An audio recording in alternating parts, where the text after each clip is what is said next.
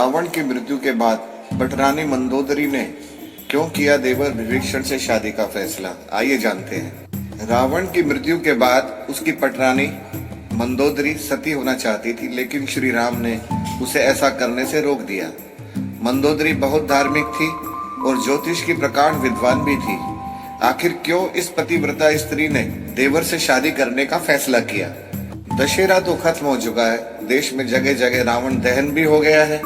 युद्ध में रावण की मृत्यु के साथ ही जब श्री राम की जीत होती है तो उसी दिन हिंदू धर्म में जीत की इस खुशी दशहरा त्योहार के जरिए जाहिर की जाती है।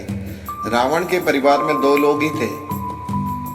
सीता अपहरण के बाद युद्ध के खिलाफ भाई विभीषण और पटरानी मंदोदरी दोनों बिल्कुल युद्ध नहीं चाहते थे और लगातार रावण को सीता को सम्मान पूर्वक राम जी को लौटा देने के पक्ष में थे, लेकिन ऐसा नहीं हुआ। लड़ाई हुई, उसमें रावण मारा गया। इसके बाद श्री राम ने लंका का राजपाट रावण के छोटे भाई विभीषण को सौंप दिया।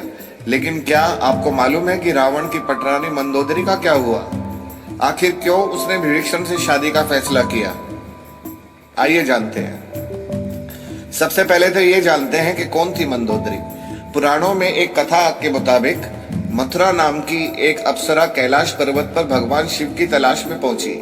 तलाशते हुए जब वो भगवान शिव के पास पहुंची तो उसने वहां पार्वती को ना देखकर शिव जी को रिझाने का प्रयास शुरू कर दिए। जब कुछ समय बाद वहां पार्वती पहुंची तो उन्होंने मथुरा के शरीर पर शिव की भस्म देखी और फिर वो क्रोधित हो गई।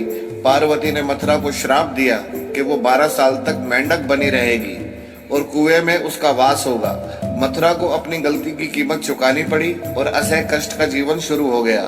समय ये सारी घटनाएं घट रही थी, उसी समय कैलाश पर असुर राजा मायासुर अपनी पत्नी के साथ तपस्या कर रहे थे। दोनों एक बेटी की कामना के लिए 12 वर्षों तक दोनों तप करते रहे। इधर मथुरा के शाप का जब अंत हुआ तो वह कुएं में ही रोने लगी। सौभाग्य से असुरराज और उसकी पत्नी दोनों कुएं के नजदीक की तपस्या में लीन थे। जब उन्होंने रोने की आवाज सुनी तो कुएं के पास गए। वहां उन्हें मथुरा दिखी, जिसने पूरी कहानी सुनाई। असुरराज ने तपस्या छोड़कर मथुरा को ही अपनी बेटी मान लिया। मथुरा का नाम बदलकर मंदोदरी कर दिया गया। असुरराज के महल में मंदोदरी को राजकुमारी का जीवन मिला। वो अपनी नई जिंदगी में बेहद खुश थी, लेकिन इसी बीच उसकी जिंदगी में रावण की एंट्री हुई। मंदोदरी के पिता मायासुर से मिलने रावण पहुंचा। वहां उसने मंदोदरी को देखा और मोहित हो गया। उसने मायासुर से मंदोदरी का हाथ मांगा। मायासुर ने यह प्रस्ताव ठुकरा दिया तो क्रोधित रावण मंदोदरी का अपहरण कर लाया। दोनों राज्यों में युद्ध की स्थिति बन गई, लेकिन मंदोदरी जानती थी कि रावण उसके पिता से ज्यादा शक्तिशाली शासक है, इसलिए मंदोदरी ने रावण के साथ रहना स्वीकार किया। मंदोदरी का चरित्र रामायण में बेहद नैतिक दिखाया गया है। जब रावण ने सीता का अपहरण किया था तब मंदोदरी ने इसका विरोध किया। मंदोदरी बार बार रावण को यह समझाने का प्रयास करती रही कि दूसरे की पत्नी का अपहरण अपराध है, लेकिन रावण नहीं माना। आखिरकार राम के साथ युद्ध में रावण की बुरी पराजय हुई, वह मारा गया और मंदोदरी विधवा हो गई। रावण की मौत के बाद भगवान राम ने मंदोदरी को विभीषण से शादी का प्रस्ताव दिया था। उन्होंने समझाया कि विभीषण के साथ मंदोदरी की जिंदगी बेहतर रहेगी, लेकिन मंदोदरी ने इस प्रस्ताव को अस्वीकार कर दिया। कहा जाता है कि इसके बाद एक बार भगवान राम सीता और हनुमान के साथ मंदोदरी को समझाने गए।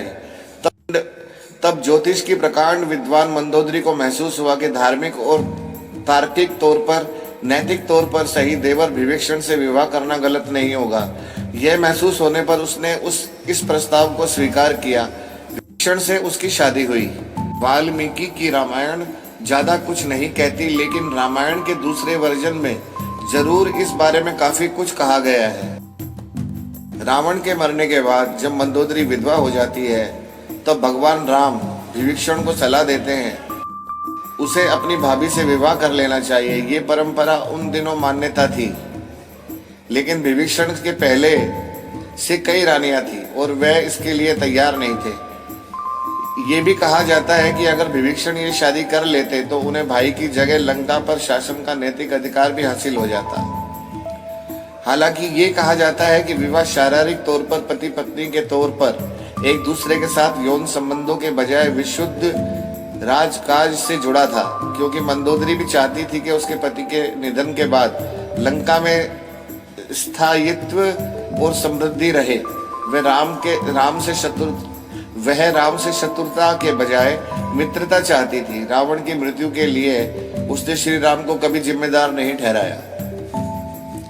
एक वजह यह भी बताई जाती है कि रावण के निधन के बाद मंदोदरी भी उसकी चिता के साथ सती होने जा रही थी, लेकिन राम ने उसे रोक लिया। इसके बाद मंदोदरी के पास देवर से विवाह करने के अलावा कोई विकल्प नहीं था।